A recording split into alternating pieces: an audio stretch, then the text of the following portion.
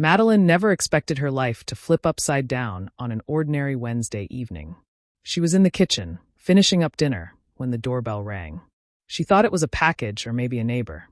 But when she opened the door, she froze. A woman stood there, her face tired, her eyes sharp, and in her arms was a toddler who looked so much like Adam that Madeline's breath caught. The woman introduced herself quietly. "My name is Rachel Brooks," she said. "I'm Adam's wife." Madeline felt the world tilt. For a moment, she couldn't even form a word. The child clung to Rachel, the same dark hair, the same dimple Adam had. Madeline stepped back, confused, scared, and suddenly unsure of everything she thought she knew. Before she could respond, Rachel continued, her voice firm but not angry. "I need to talk to him. He knows why." Madeline's mind raced. Adam had told her that his past was painful, that he had closed that chapter long before she entered his life. He always avoided details, always brushed off questions about his ex-wife, saying the divorce was final, that it was too messy to revisit. She never pressed too hard. She trusted him. She believed him. And now this woman stood at her door claiming she was still his wife. Madeline tried to stay calm. She invited Rachel inside because she didn't know what else to do. The little boy sat on the couch, playing with the zipper on his jacket. Rachel explained that she had spent months trying to reach Adam. He had disappeared from her life without a proper explanation, leaving unfinished paperwork, unanswered calls, and legal messes behind. She said she only found him after hiring help and tracking him to this address. Madeline felt her chest tighten. She wanted to believe Adam. She wanted to believe this was some misunderstanding or something from the past that had resurfaced unfairly. But the way Rachel spoke, the frustration in her voice, the exhaustion on her face, it all felt too real. As they sat in the living room, Madeline kept glancing at the child. Every time she saw that familiar smile, her confusion deepened. She didn't know who to trust or what to believe. All she knew was that Adam was still at work, and she had a woman in her house claiming she had never stopped being his wife. Madeline finally whispered, I didn't know." Rachel looked at her with sympathy. "I figured you didn't. That's why I came. You deserve to know the truth." Madeline felt tears build up, but she held them back. She didn't want to fall apart in front of a stranger, no matter how truthful she sounded. All she could do was wait for Adam to come home and hope that somehow, some way, this wasn't as disastrous as it looked. But deep down, something in her already knew. Nothing would ever be the same after tonight. When Adam finally walked through the door that night, Madeline felt her stomach twist. She didn't know how to start, but she didn't have to. Rachel stood up, holding the documents she brought, and Adam froze the second he saw her. His expression went from shock to anger in a split second. "What are you doing here?" he snapped, his voice sharp and cold. Rachel didn't raise her voice. She didn't look scared either. She simply held out the folder. "You need to stop running, Adam. This isn't just about you anymore." Adam laughed bitterly and turned to Madeline. "She's lying. She's been doing this for years. She won't let go." Madeline watched him closely. His tone was defensive, almost rehearsed. She wanted to believe him, but the way he avoided looking at the papers made her doubt everything. Rachel opened the folder and gently placed the documents on the coffee table. "These are the papers showing we're still legally married," she said, "and that he left before anything was finalized. I tried calling. I tried sending letters. He ignored all of it."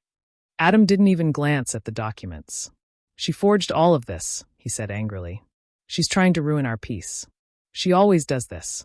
Madeline felt her chest tighten again. She couldn't understand why Adam wouldn't at least look at the papers if he truly believed they were fake.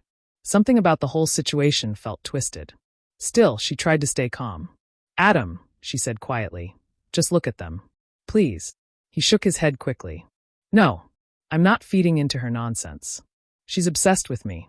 She can't move on. Don't fall for her drama." Rachel let out a small, exhausted sigh. "I'm not here to fight. I just want him to do the right thing for once." Madeline noticed how steady Rachel was. She wasn't yelling or accusing. She looked like someone who had finally run out of energy. That alone made Madeline uneasy. Adam stepped closer to Madeline, lowering his voice like he was comforting her. "Babe, don't let her get in your head. Trust me. You're my wife now. She's trying to manipulate you." Those words hit Madeline hard. Trust me. If everything was truly a lie, would he need to say that so strongly? She kept her voice steady. "I'm not choosing sides. I just want the truth." Adam's jaw tightened. "Fine. But I'm telling you, everything she's saying is a lie. But Madeline could feel the tension in the air. Adam wasn't calm. He wasn't confused. He was scared. Rachel picked up her child and headed for the door. I'll let you two talk. But Madeline, please don't ignore your instincts. When the door closed behind her, the silence became heavy. Adam rubbed his face like he was frustrated. This is exactly what she wants. She wants you to doubt me. Madeline didn't respond. She didn't argue. She only watched him carefully, taking in the way he avoided eye contact, the way he paced, the way he tried too hard to convince her. She wasn't ready to accuse him of anything, but she wasn't ready to blindly trust him either. Something inside her whispered that the truth wasn't on the surface. And for the first time since marrying him, she felt truly afraid of what she might uncover. Madeline spent the next few days quietly trying to make sense of everything. She couldn't stop thinking about the papers Rachel had shown her, and something inside told her there was more she needed to see. One evening, she decided to check the storage boxes Adam kept in the garage. She told herself it was just to organize, but deep down, she knew she was looking for answers. The garage was dimly lit, and dust covered most of the boxes. She opened one marked Old Files and started going through papers. At first, she found old tax documents and random bills, but then she noticed a thick envelope with her name and Adam's name scribbled in handwriting she didn't recognize. She opened it carefully and froze. Inside were legal letters from Rachel's attorney, all unopened. The most shocking one was dated just a month before her own wedding. Madeline's hands trembled as she read the letter. It clearly stated that the divorce hadn't been finalized, that Adam had not completed the required paperwork, and that Rachel had tried to contact him multiple times. Her heart raced, and the air felt heavy around her. She moved to another box and found bank statements. Her eyes widened when she saw transfers made from Adam's accounts to Rachel, months after he supposedly ended that chapter of his life. The payments were regular, methodical, and undeniable. Each one was like a silent proof that Adam had been hiding something. Madeline sank to the floor, clutching the letters. She felt betrayed, angry, and foolish all at once. Adam had told her everything was behind him, but here it was in black and white. He might have been leading two lives. The thought of it made her stomach churn. When Adam came home that night, she acted normal, smiling and asking about his day. But once he fell asleep, she quietly went back to the garage with a small flashlight. She copied the documents, making sure she had clear photos of everything. Every letter, every bank receipt, she recorded it carefully. Then she typed Rachel's email address into her phone and sent a short message.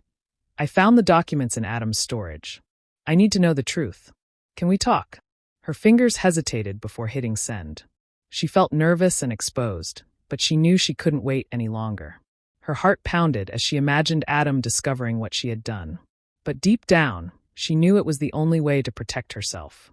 She went to bed that night pretending to sleep, but her mind wouldn't rest. Questions swirled in her head.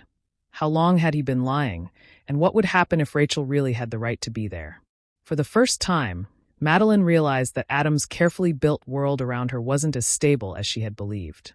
Something dangerous and hidden had been lurking in the shadows, and she was now wide awake to it. The discovery didn't just scare her, it made her determined. She needed to know the full truth, no matter the cost. The next morning, Madeline agreed to meet Rachel at a small coffee shop downtown. The smell of fresh coffee filled the air, but Madeline hardly noticed. She sat across from Rachel, fidgeting with her cup, unsure how this meeting would go. Rachel's child sat quietly in a stroller beside her, eyes wide but calm. Rachel started speaking gently, but her words carried a weight that made Madeline's stomach twist. Adam didn't divorce me, she said. Not because he couldn't or because he didn't want to. He stayed married on purpose. Madeline blinked, confused. Why? Why would he do that? Rachel took a deep breath. Years ago, he used my identity to open business accounts and take out loans. He disappeared before anyone knew what was happening. If he had finalized the divorce, the fraud would have been exposed. I've been trying to fix the mess ever since. Madeline's mind reeled. She felt sick. Adam had told her he was divorced, and that his past was over. But now she realized he had lied from the very beginning. Every word he said, every promise he made, was part of a story he created to cover his crimes. Rachel continued. I didn't come here to get revenge or ruin your life. I came because debt collectors found me again. They still think I'm responsible for his mistakes. And now, They might come after you too if he hasn't finished covering it up. Madeline sat back, feeling a cold wave wash over her. So, everything he told me, it was all fake? Rachel nodded. I'm sorry you had to find out this way. He's smart and he's charming. That's how he hides the truth. But I wanted you to know before it's too late. Madeline's hands shook slightly. She thought of all the months she spent trusting Adam, building a life together. And now, the foundation of that life was cracking. She realized she had almost walked blindly into the same trap Rachel had been caught in years ago. Rachel leaned closer, her voice soft but firm. You need to protect yourself, Madeline.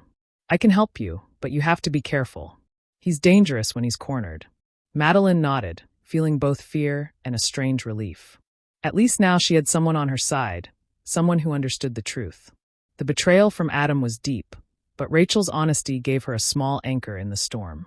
They talked for hours, going over the documents Madeline had found and comparing notes. Rachel explained how she had tracked Adam over the years, how she had tried to reach him legally, and how she had prepared for the possibility that he would lie to the next woman in his life.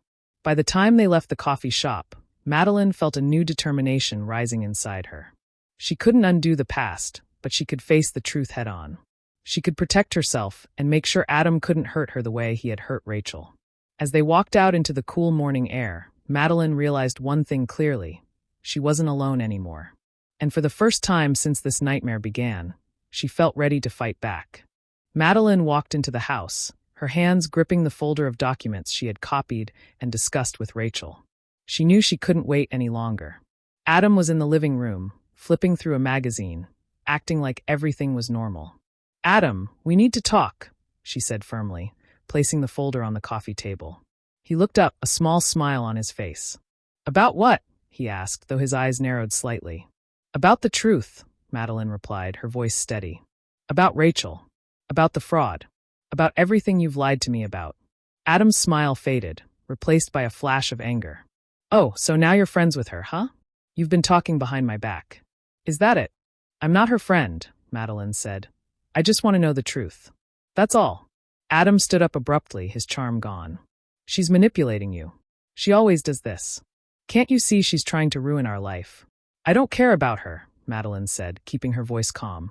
I care about the truth. And I know you've been hiding things from me.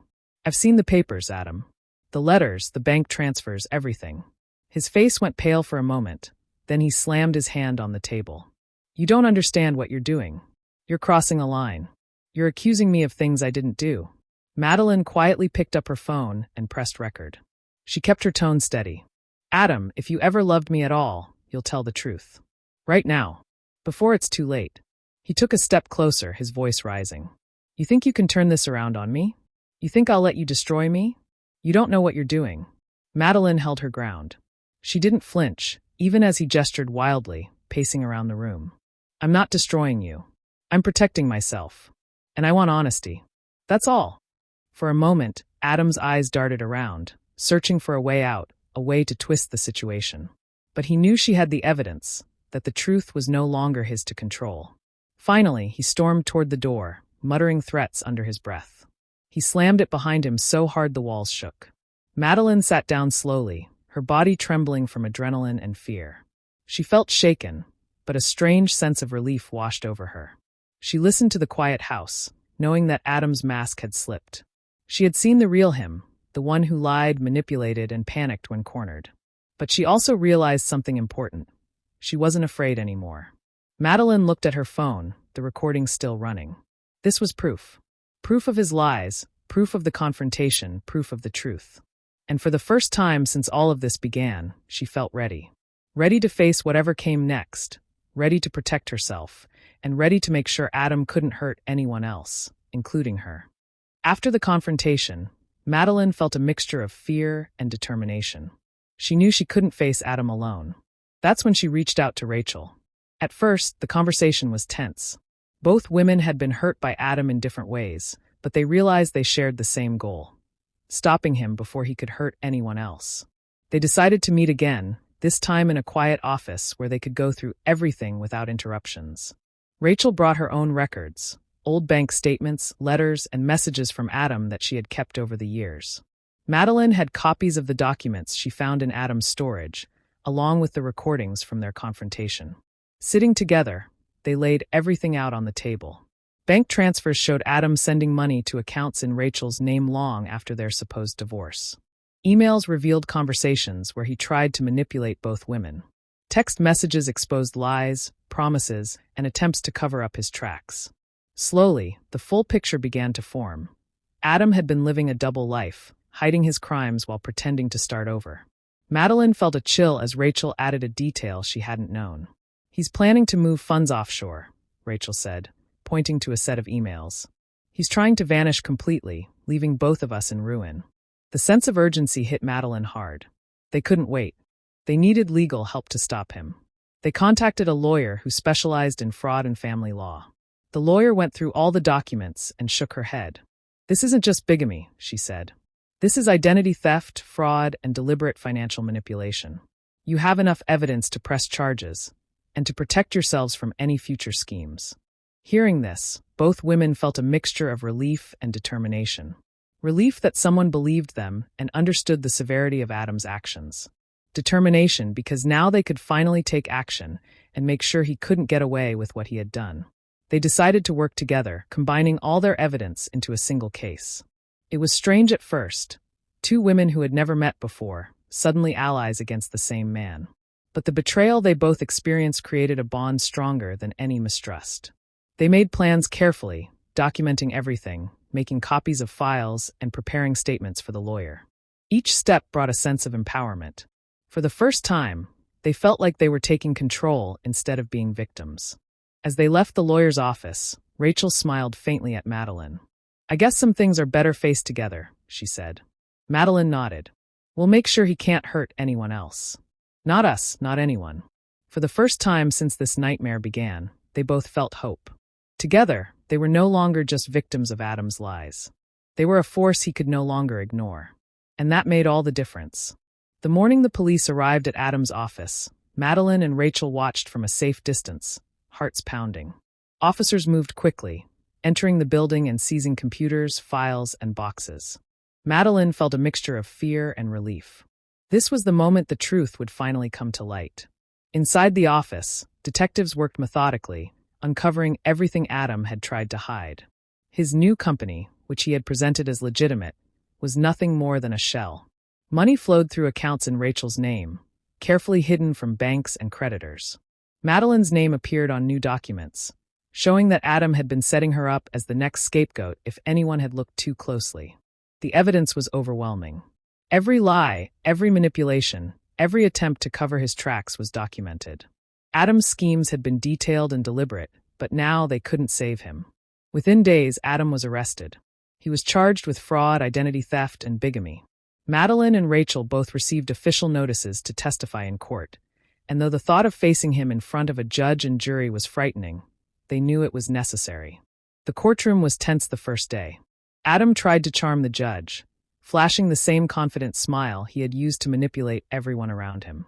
He claimed the women were mistaken, that documents had been forged, and that he had always intended to do the right thing. Madeline and Rachel sat quietly, listening as his words spilled out. But when it was their turn to testify, they spoke with calm, clear confidence. Madeline described finding the unopened letters, the bank transfers, and the recordings of their confrontation. Rachel explained the history of his deception, the fraud he had committed years ago, and how he had used her identity to escape responsibility. Every detail they presented painted a picture of a man who had built his life on lies. The jury could see the truth in their eyes, the exhaustion, the fear, but also the courage that had brought them here. Adam's charm didn't work in this room. The judge listened carefully, taking in the evidence, and the weight of his actions became impossible to deny. After days of testimony and careful presentation of documents, the case against Adam was solid. There was no room for doubt, no loopholes left for him to exploit. The courtroom became a place of accountability, where every lie he had built crumbled under the facts. When the trial ended, Adam was sentenced to prison. He left the courtroom without the smug confidence he had carried for so long. Madeline and Rachel stood outside, exhausted but relieved. Justice had been served, not through anger or revenge, but through truth, evidence, and courage. For the first time in months, Madeline felt a sense of peace. She had faced the man who tried to destroy her life, and had survived. And in standing together, she and Rachel had not only protected themselves, but also made sure that Adam could no longer hurt anyone else. After the trial ended, life began to settle into a new rhythm for Madeline. Rachel decided to move out of state with her child, finally free from Adam's shadow. Madeline watched them leave, feeling a mix of sadness and relief. She had grown to respect Rachel through this ordeal, and parting felt bittersweet. Madeline stayed behind in her house, the place that had once felt like a safe haven, but had turned into a stage for betrayal. She knew it would take time to feel at home again. She started slowly, unpacking boxes, cleaning spaces Adam had touched, and reclaiming her home for herself. Every small action felt like a step toward healing. The betrayal ran deep. She still thought about Adam's lies, the manipulation, and the way he had tried to control her life. There were nights when anger and sadness crept in, making her question her judgment. But over time, those feelings shifted. They didn't disappear, but they became a reminder of her strength, of how far she had come. Friends and family offered advice, most saying the same thing. Forgive him and move on. Madeline listened politely, but she knew forgiveness didn't mean forgetting or staying silent. She didn't need to forgive Adam to move forward. What mattered was protecting herself and making sure she never allowed anyone like him to hurt her again. Instead, Madeline chose to channel her experiences into something meaningful. She began volunteering quietly with organizations that supported women facing financial and emotional abuse. She shared her story selectively, offering guidance and advice to women caught in situations like hers. She didn't make headlines or seek attention, but the impact of her work was real. Every time she helped someone recognize manipulation or take steps to protect themselves, she felt a sense of purpose. The pain she had endured became fuel, not for revenge, but for prevention. She was taking the lessons of betrayal and turning them into strength, not just for herself, but for others who couldn't yet see a way out. Madeline also took time for herself. She reconnected with old hobbies, explored new interests, and started to rebuild friendships that had been neglected during the turmoil. Slowly, she began to trust people again, carefully, but intentionally. Some days were harder than others. Memories of Adam's lies would surface unexpectedly, and she would feel that familiar pang of hurt. But now, she had the tools to face it without fear. She could acknowledge the past without letting it control her future. By the time the months had passed, Madeline realized she had transformed. She was no longer just a victim of Adam's deception. She was a woman who had reclaimed her life, her power, and her peace. And in that quiet, steady way, she knew she was stronger than she had ever been before. Months after Adam was sent to prison, Madeline received a letter in the mail. The envelope was plain, but her name was written in a familiar, deliberate hand. She hesitated for a moment before opening it, knowing she didn't need to. Inside, Adam blamed both her and Rachel for ruining his life, calling them liars, manipulators, and betrayers. Madeline read the words carefully, then set the letter aside without a response. There was no anger left to give him, no desire to argue or defend herself. She realized responding would only feed the cycle he had built for years, one of control, manipulation, and chaos. Instead, she focused on something that would have lasting meaning. Legally, as Adam's listed spouse, she now had rights to the assets that were confiscated during the trial. These assets had been part of the fraud he orchestrated, meant to support his double life. But Madeline decided to turn that power into something positive. She contacted a local women's shelter and arranged for the assets to be donated in Rachel's name.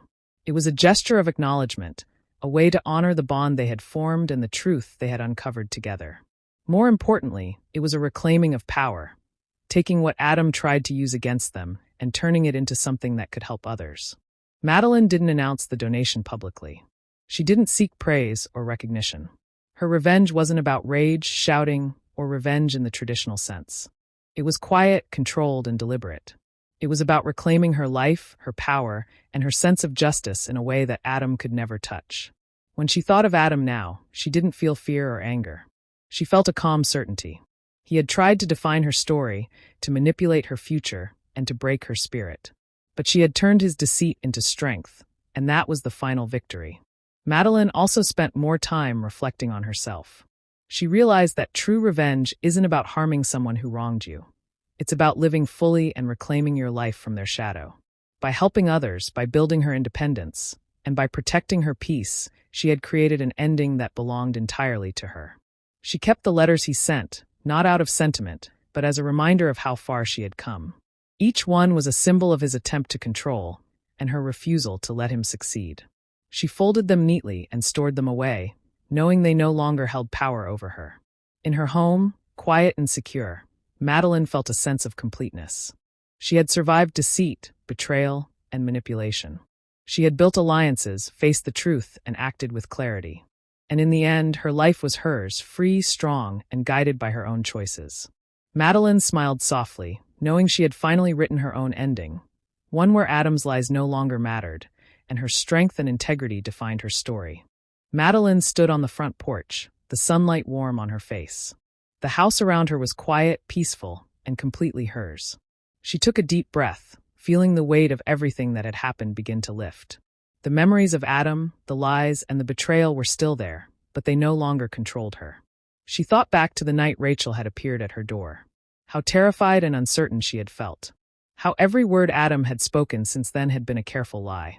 She remembered the panic, the confrontation, the moments when she thought her world might crumble completely. But she had survived. She had faced it all, and she had come out stronger on the other side. Madeline walked through the house slowly, her fingers brushing along the walls she had once shared with a man who wasn't who he claimed to be. Every corner now felt like a symbol of her reclaiming power, her own space, her own life. The fear she had carried for months had transformed into quiet confidence. She reflected on the journey she had taken, from shock to discovery, from fear to determination. She had learned that facing the truth, no matter how painful, was the only way to truly move forward. She had formed an unexpected bond with Rachel, a woman she might never have met otherwise, and together they had stopped a man who had tried to manipulate and control both of their lives. Madeline smiled softly as she thought about the future. She wasn't waiting for someone to rescue her anymore. She had become her own protector, her own advocate. The lessons she had learned, about trust, about vigilance, about standing her ground, were now a part of her. She knew she would carry them with her forever, but not as a burden. They were her armor. Stepping onto the porch, she looked out at the quiet street, the neighborhood bathed in golden sunlight. Her home was no longer just a building. It was a symbol of resilience, courage, and the power of truth. She could finally rest, knowing she had acted with clarity and integrity at every step, and that she had protected herself from further harm. Madeline thought about Adam one last time. He had built his life on lies, and she had been caught in the wake of those lies. But in reclaiming her home, her peace, and her strength, she had rewritten the ending. She no longer needed to worry about him or his schemes. His control over her life had ended the moment she decided to face the truth and act. She felt a quiet gratitude for the hardships, for the lessons, and even for Rachel, who had shown her that the past didn't have to destroy her. He built his life on lies. I rebuilt mine on truth, she whispered to herself. Madeline closed her eyes for a moment, breathing in the calm air. She knew she had won in the only way that truly mattered, by standing strong, reclaiming her life, and turning the pain he caused into her strength. She smiled, feeling at peace, ready to live fully and freely in the life she had fought so hard to protect.